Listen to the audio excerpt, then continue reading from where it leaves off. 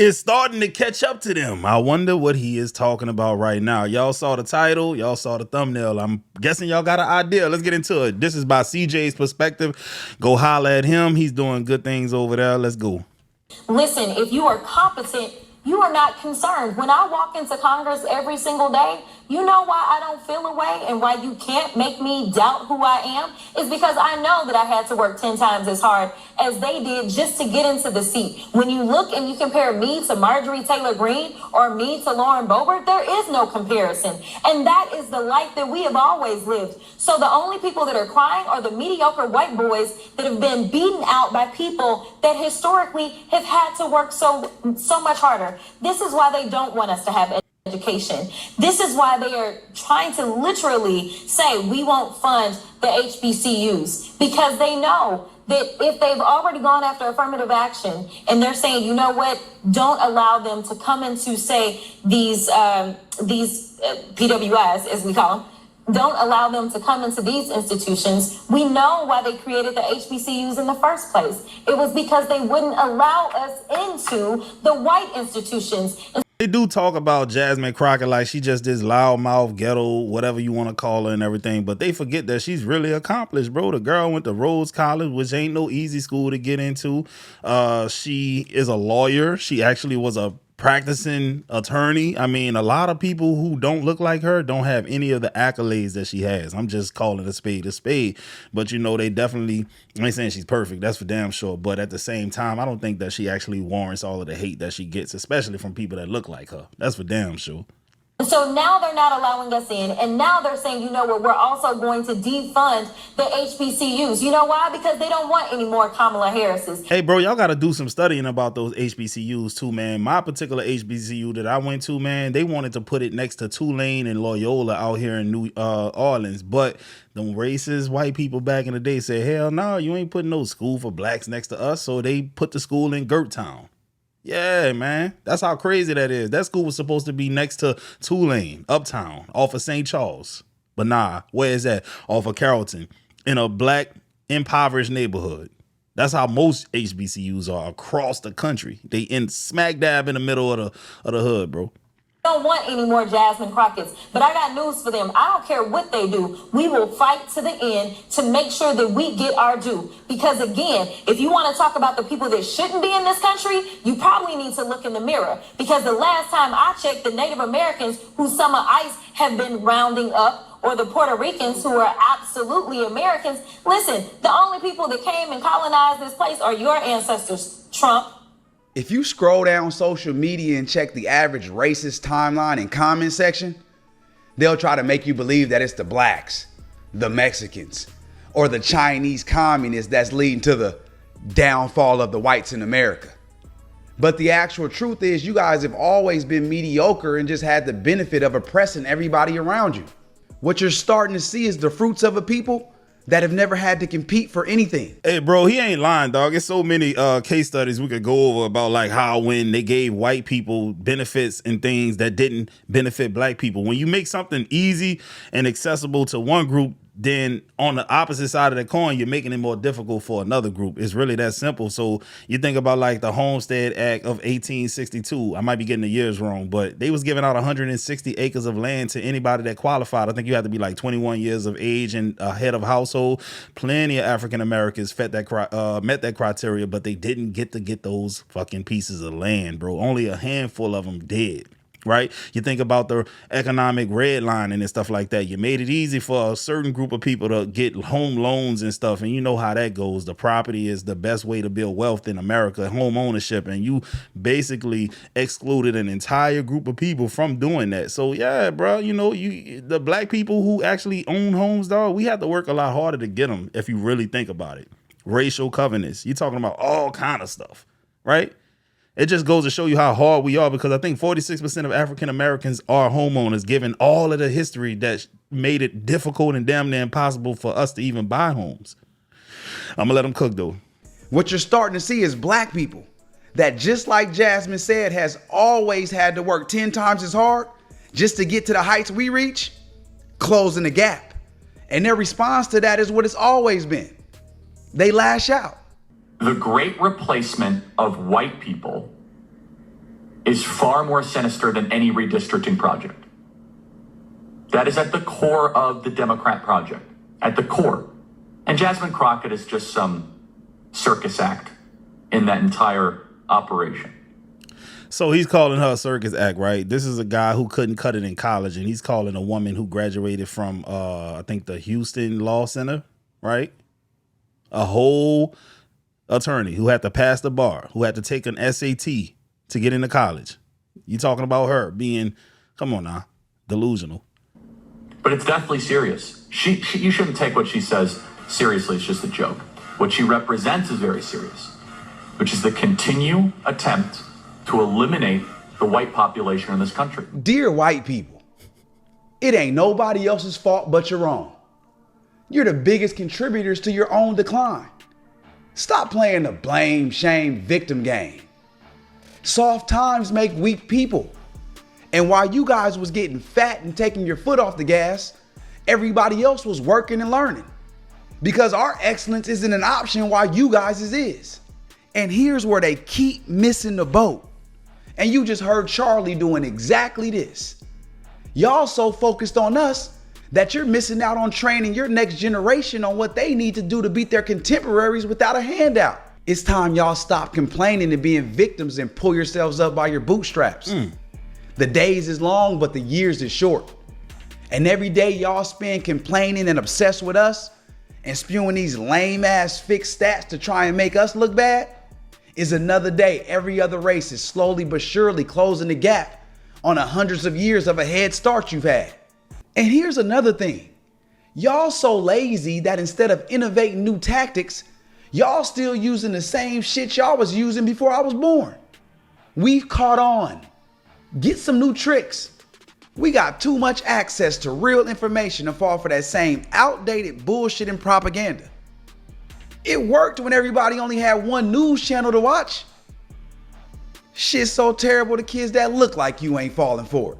If you seriously believe the 13% of the population and 50% of the crime, you need to get fact checked, and I'm about to do it to you.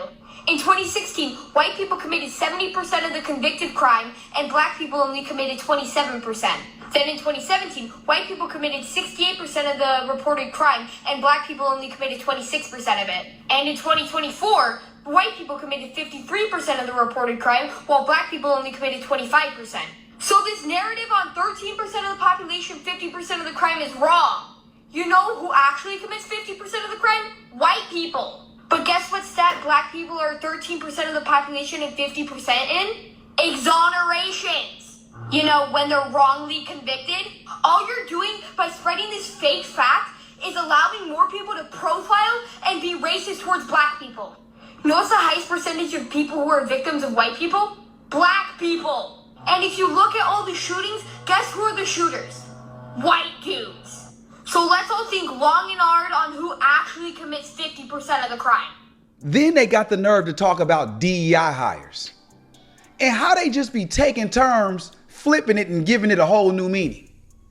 But by the white supremacist definition of DEI, they've been the greatest beneficiaries of it. We all know historically who hasn't been qualified but gotten the jobs and opportunities anyway. White women. Are you afraid of competition? I am not afraid of competition. Competition can be good. That being said, Are you what's afraid great? to compete? Well, Are you I think afraid to actually, compete? hold on. Are you afraid of some other television station beating you? I mean, you're not. Okay, You know why? No, you know why? Because you're confident. That's No, great. it's not just confident. Because see, I have skill set. I understand what I do. See, but what you're telling me That is sounds like confidence. No. What you're telling me is this here. Richard, here's what it sounds like. But he's right, though. Competence is what brings confidence. This is what it sounds like. I'm not a psychologist. Can I finish my point? But you're afraid. You are afraid that you now are going to have to compete. You've had such a head start. You've had an 80-yard head start in a 100-meter dash, and now you're upset that people are catching up. Sure. Why are you so afraid? Sure, everyone likes to win. But to be honest, in terms of Donald, what's great about Donald Trump is that he hasn't been saying, oh, this is great global competition for all Americans, let's do it. No, he's actually said, I care about my people first. I Who's care my about people?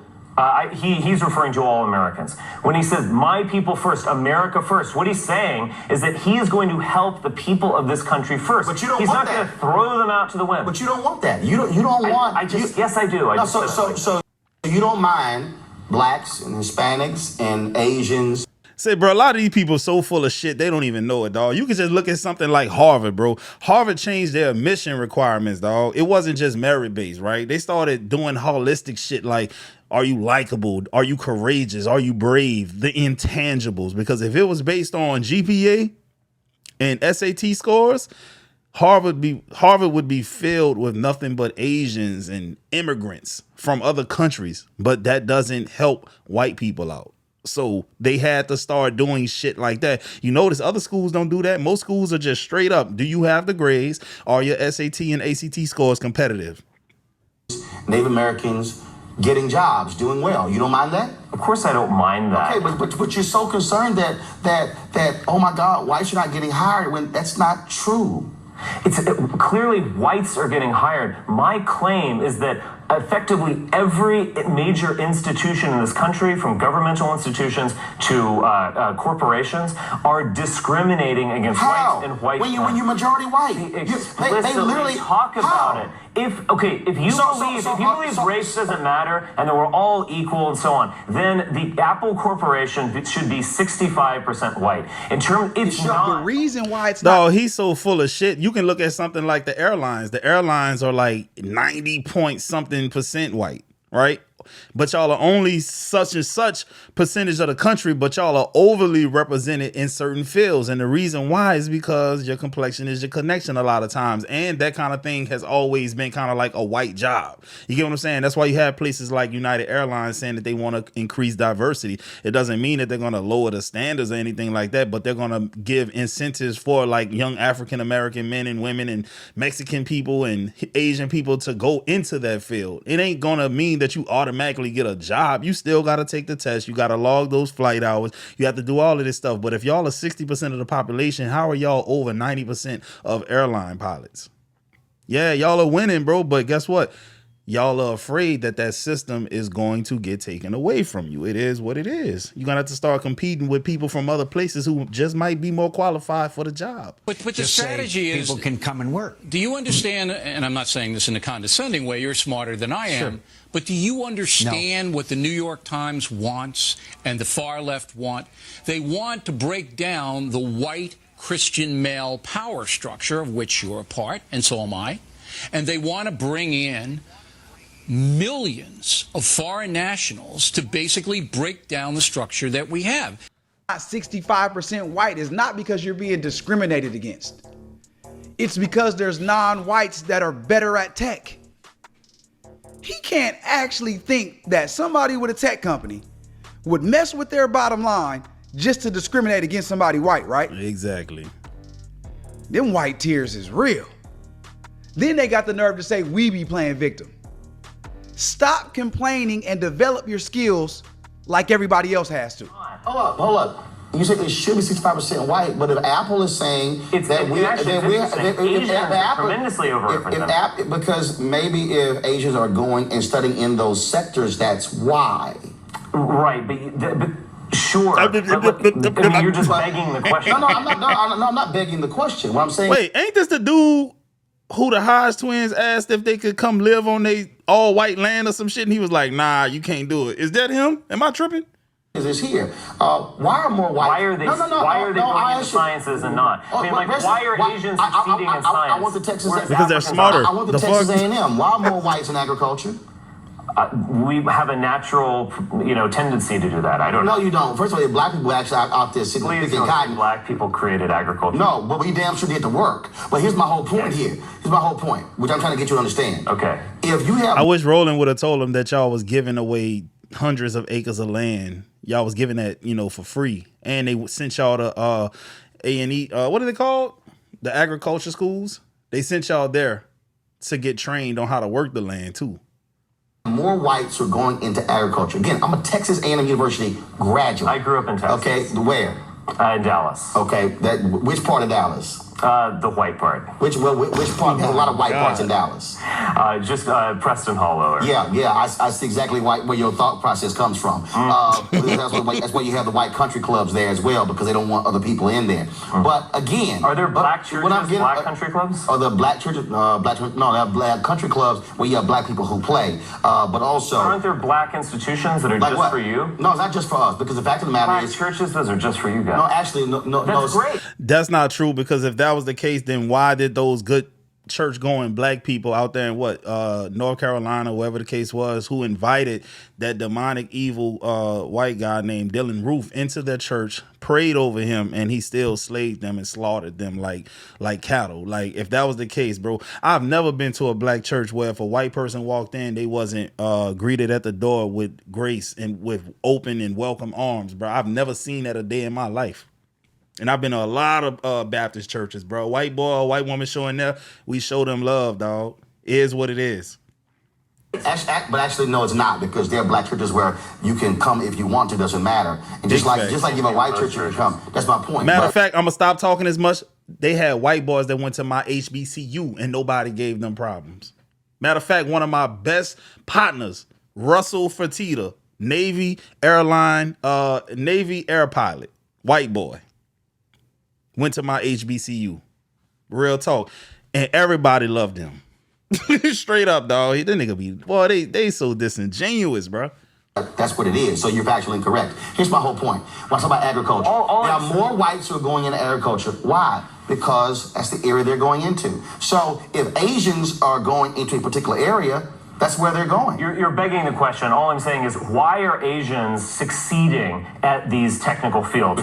Because when they mom and them touched down in this motherfucker, the first thing they was like, hey, you grow up and become doctor, dentist, lawyer. That's what they told them. Scientists, I swear. They didn't come over here to play, bro. They came over here to get the American dream. And on TV, they was like, all right, cool. The doctors is who make the money. Yeah, they ain't stupid. Real talk, man. That's why you got so many Asian pharmacists who go to Xavier University, bro. They go there. Man, Asian people don't go to Xavier to get English degrees. They don't go to Xavier University. I'm talking about Xavier University out here in New Orleans. They don't go there to bullshit around. They go in there to get a pre-med biology degree, or they go in there to get a Pharm D degree, straight up.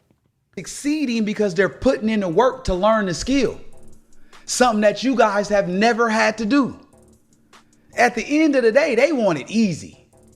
These are the actual people that want the handout while accusing everybody else of that very thing. Hey, bro, the hardworking white boys that I know are not the kind of people to get on the internet and start crying like these type of guys. These are the unaccomplished ones, bro. The hardworking ones that studying, becoming doctors and shit. They ain't on the internet spewing out racist rhetoric, dog. Working in it. Because you're just begging questions. Like, at some point, why are whites succeeding in agriculture? Let me finish. I'll ultimately get to this. It's about human nature, and it's about their unique gifts. Asians have unique gifts. Yes, East Asians have a higher, on average, IQ than Europeans. It's remarkable. It doesn't surprise me that they succeed at math.